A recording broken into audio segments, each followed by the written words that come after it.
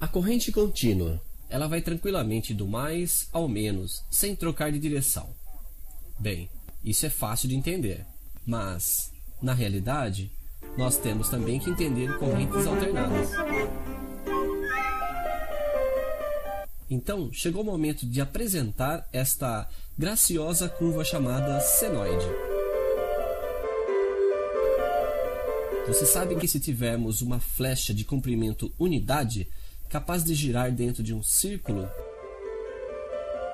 sua projeção sobre o eixo vertical tem por comprimento seno A. A é o ângulo que a flecha giratória faz com sua posição de partida. O ângulo A é geralmente medido em graus, mas podemos também medi-lo com o que chamamos de radianos. Nós calculamos, uma vez para todas, o valor do seno para cada valor do ângulo A.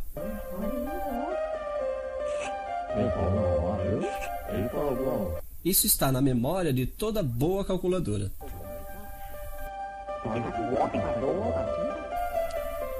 Você notará que inicialmente o seno é igual a 0. Depois ele aumenta, torna-se máximo igual a 1. Depois diminui até 0. Passa no outro sentido, torna-se negativo, igual a menos 1, e etc. E gravando isso num rolo de papel, isso desenharia uma senoide.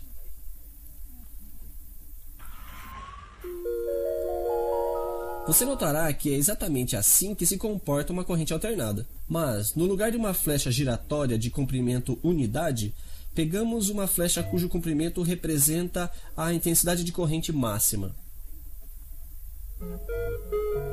Assim, podemos saber em um momento qualquer o valor da intensidade de corrente alternada. É I instantâneo igual a I máximo que multiplicamos pelo seno A. Isso tudo, certamente, desde que conheçamos o ângulo A, ou, mais precisamente, o tempo t que passou depois do momento zero. Detalhe técnico. Para desenhar a senoide da corrente alternada, utilizamos, de preferência, um utensílio eletrônico muito sutil chamado osciloscópio. Dizemos que a corrente alternada é um fenômeno periódico, porque em um espaço de tempo regular, portanto periódico, a corrente reencontra o mesmo valor e no mesmo sentido de variação, o que você notará que corresponde a uma volta da flecha. O tempo percorrido entre os dois se chama o período e é medido em segundos, em milissegundos ou em microsegundos.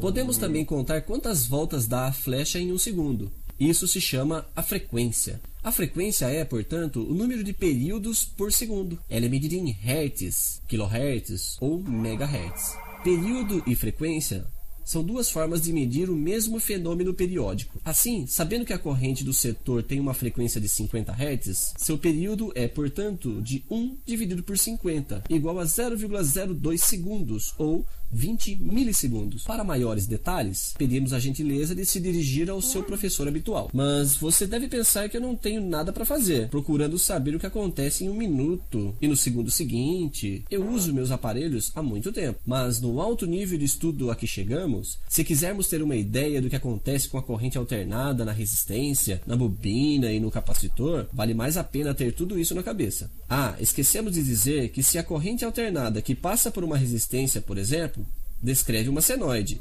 é exatamente a mesma para a tensão. As fórmulas, aliás, se parecem. Sim, mas então, quando dizemos que a tensão do setor é 220 volts, a que ponto da senoide corresponde esses 220 volts? Nesse ponto aqui, naquele ponto lá, ou em outro? Bem, não. Os 220 do setor é o que chamamos de tensão eficaz. Mas o que é isso? Se uma fonte alternada ligada em uma resistência fornece uma certa energia em forma de calor, quer dizer, por efeito Joule, bem, a tensão eficaz dessa fonte alternada é a tensão da fonte contínua que produziria exatamente o mesmo efeito Joule, o que corresponde a isso aqui.